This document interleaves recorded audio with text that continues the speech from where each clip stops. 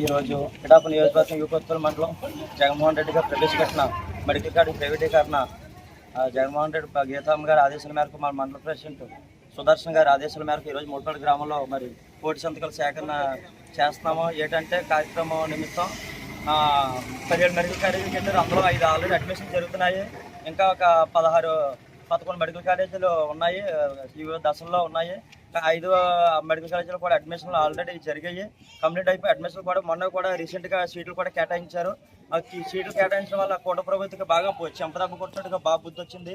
ఏంటంటే కూట ప్రభుత్వం వచ్చిన తర్వాత మొత్తం అన్నీ కూడా ఏమీ కూడా అసలు ఒక్క పని కూడా పథకాలు కూడా ఏదో గొప్పలు చెప్పారు, కానీ ఒక్క పథకం కూడా ఏమీ నెరవేర్చడానికి ఏమీ లేదు. ఏదో గొప్పలు చెప్పడం కాబట్టి పనులు చేతలు అయితే ఏమీ చూపించలేదు. మహిళకి ఆడబిడ్డకి 1500 నిధి అన్నాడు, అది ఏమీ లేదు.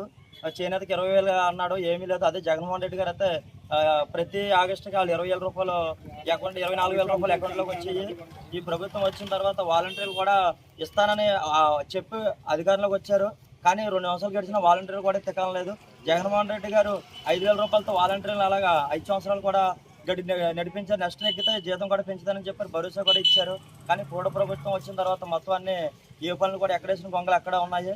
మరి మాకు ప్రైవేటీకరణ మెడికల్ కాలేజీలు కోటి సంతకాలు విజయవంతం చేసి వీళ్ళు తెచ్చిన జీవోని వెంటనే రద్దు చేసి మాకు ప్రభుత్వ పరంగా నడపాలని కోరుకుంటూ జై జగన్, జై జగన్, జై జగన్.